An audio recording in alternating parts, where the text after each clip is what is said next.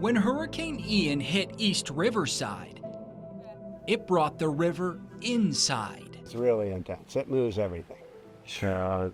Really no stopping wave action and wind. John Eigelhart owns a rental across the road from the river. What was once inside homes on the water, Ian washed onto his property. It brought a lot of things out that I think have been buried for even centuries, like you said. John and his daughters, Sharon and Felicia, came out to clean up after Ian and were amazed at all they found. Furniture, belongings, photo albums, pictures. It was very cool to see all the history that floated in our yard. It was also really sad to see all these people's lives in our yard, and they have no idea what happened to it. But of all they would discover, they had to uncover their most unique find. Right about here where we're standing, this fence had been pushed down and had a huge pile of debris over it.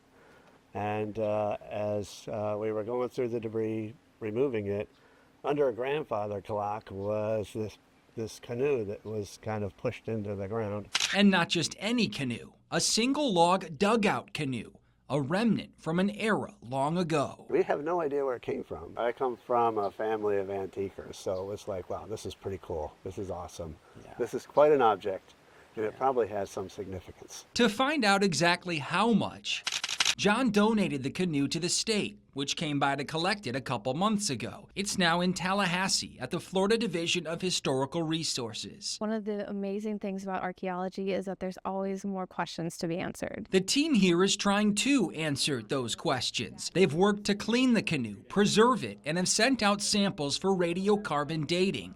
That can help determine how old it really is. We would certainly say it would be a historic canoe. It may be historic post-European context. Right now, we're not sure if it's European or if it's Native American. It could be either. They suspect post-1600, possibly a Calusa Indian canoe, though they won't know for sure until tests come back.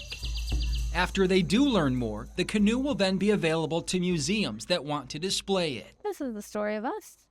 The story of Florida, and all these little elements and all these little details create the whole story. And in this story, for all that Hurricane Ian took from us, it gave us something too. The reminder that no matter what, we will weather the storm.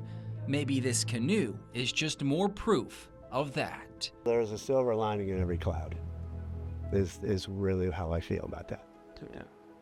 And this is a silver lining. Reporting local from Tice, I'm Evan Dean for NBC2.